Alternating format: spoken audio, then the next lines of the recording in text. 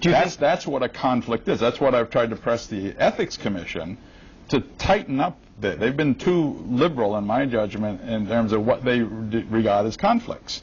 And this is me speaking. I can respectfully disagree with them. I don't know if they agree with me or not. But I think we need to say that I don't care whether you're a lawyer, you're an insurance broker, or whatever. You can't hide behind my brokerage firm or my law firm and not disclosing clients if the client is somebody that's got business before the state. Do you think he should step down as Senate President? No, I'm not saying that. I think that's up to him and the Ethics Commission and so forth. I'm just saying that we need to set an example for what is conduct that is not conflicted. And I think it's incumbent on all elected officials to do that. Let's get back to the larger issue of Operation Dollar Bill. There's been some talk about, look, the feds move at the speed of the Kremlin sometimes. They do what they're going to do, and they're just, the federal government, you can't move. They're going to be on their own timetable. There's been some frustration. And I know you've talked a little bit about this, that, hey, look, if there's something out there, let's get it going. I know you had said that before Martineau got indicted, so we saw that. But what do you feel about the pace of Operation Dollar Bill? And is it just, we just have to accept the fact they're going to go on their own pace? Well, I think, as I said, I have enormous respect for Bob Carcieri, the U.S. Attorney. He's done a great job, and he's been very successful. So I would never second-guess Bob. I have huge respect for the Colonel and the State Police. They worked this Martineau situation, several years ago. They'd done a lot of the work on this, and then, rightly so, turned it over to the U.S. Attorney for prosecution. So I have great respect and confidence in those bodies. It's like any of us. Sure, am I impatient? Would it be, if we're going to get to indictments, would I be happier if they happen sooner? Yes, because the faster we get this done, in my judgment, the sooner we'll lift this cloud and hopefully get, a better standard of conduct within state government and elected officials. But, I understand it takes time, and Bob's had great success. He's gotten convictions. So, final question before we move on to another topic.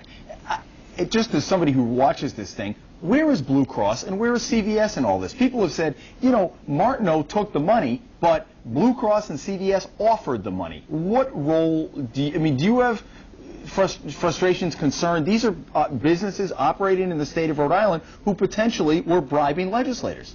What's your reaction to that? Well, I think that's terrible. I mean, I think that may be one of the reasons why these things are taking more time. I mean, they're building up a case, and I don't know where it's going to end eventually. But yeah, to have CVS, which is now CVS Caremark, one of the largest companies, and one of the top 20 in the country, all right, and headquartered here. Huge impact on our state, all right, a great company employing lots of our people. To have them sort of dragged into this is, I think, very unfortunate. On the other hand, if there's wrongdoing, I think the U.S. Attorney is absolutely right. We got to get at it. Mm-hmm. And if businesses have been bribing legislators, then they need to be penalized as well. I'm not saying that's the case. But that's potentially huge liability. And, maybe one of the reasons they're cooperating is that we saw what happened with Roger Williams. They had to kind of dodge the bullet in the Orsioli case because when you get indicted as a corporation, that's problematic. The ripple effect. So anyhow. Sure. It's huge. We'll move on. Quonset point. It perennially comes up. I know you and the Speaker have a disagreement about that. And even the Journal is editorialized. I'm not sure what their agenda is on this, but let's get a deep water port there. You've been trying to develop Quonset in other ways. Is your feelings changing at all in terms of a deep water port there, or are you still not so wild about that? We have a port there. Okay. We have a container port. We have a robot, but this is important. People think we're doing nothing down there. Go down there, as your shots are showing here. We have a flourishing auto import business, and we just completed a rail line. There was an article in the Journal the other day talking about that and how that's going to increase the opportunities. So the notion that somehow we are not developing the port is just absurd. That's not true. The issue, as you say, is a simple one. It's whether there's an opportunity for a container port, all right, a la what's going on in New York, New Jersey, Savannah, Charleston, yep. Seattle, Long Beach, all of the. I use container ports, okay, in my business career, not only in the United States, but in Rotterdam and Singapore. We ship through container ports. I understand what container ports are and how they operate. I've never felt that that was an opportunity for us economically, because goods that are coming here are not coming to Rhode Island. It's a pass-through. It's a pass-through. So what's in it for us? Well, you have jobs. And no, very few jobs, because these are all automated, Jim. They're all automated. I think, you know, keep talking about jobs. The only real significant jobs, the last time this thing was even talked about, and by the way, nobody ever came forward with any money to do this privately. It morphed into, well, maybe the state should spend the money to build a port and then have somebody operate it. No. You know, I learned a long time ago, if private industry isn't willing to come in you don't want and to bail spend them their out. money, all right, I'm not going to spend the I taxpayers' money. guarantee you, though, if they built a port, the legislature would find a way to institute a landing tax. Yeah. All right, for everybody who steps 1 foot on, you get taxed X. Yeah, but you got to compete. Yeah. You can't, you know. Right, because that's going to shove them away to another port. Exactly. And why, you know, a container that's going into Charleston or Savannah is not going to come here. I mean, it's like apples and oranges. Why are containers going into? Because the southeast of the country has been a high-growth area. That's where people are. So the question is, are you going to get any containers that are now going to New York, New Jersey, come here? Well, you know, is that a business model that we're going to take some up here? Because where are they going?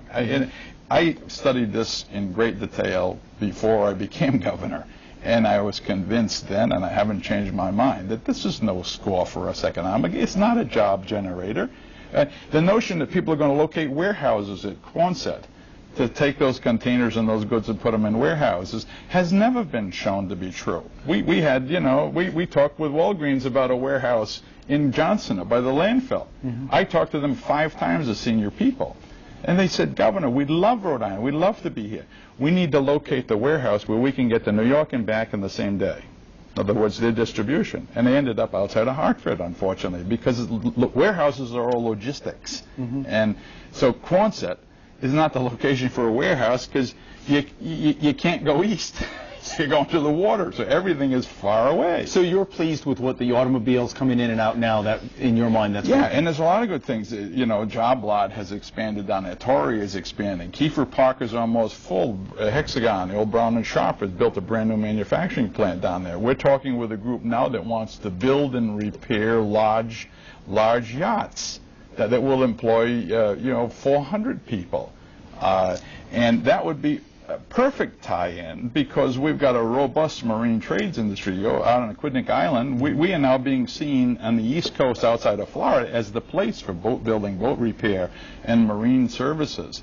So that's a logical thing for us to build on. And by the way, I'm also hopeful we're going to get NOAA's the U.S.'s ocean exploration vessel home ported at Quonset. When's that going to happen? Well, we're very close. Do you get to do the first ride? Did they put you up on the bridge and put a captain's hat on you, or what? They're way out somewhere in the ocean now. So no, but I just think it builds on our graduate school of oceanography, our expertise in that, and to have the NOAA's, you know, the United States' first ocean exploration ship to be tied into URI, based here in Rhode Island, the Ocean State, I think is a you let me know. I want the first ride. You get Jeff Neal to give me that press release. I'll be up there on the bridge with you all. Okay. Governor Carcieri, I appreciate it. That's all the time we have. No, always a pleasure. Governor, thanks. Don't be a stranger. No? That is all the time we have for today. We appreciate you spending part of your Sunday morning with us. We hope you can join us back here next week at 7:30 for another edition of 6 News on the Record. Have a great week, everybody.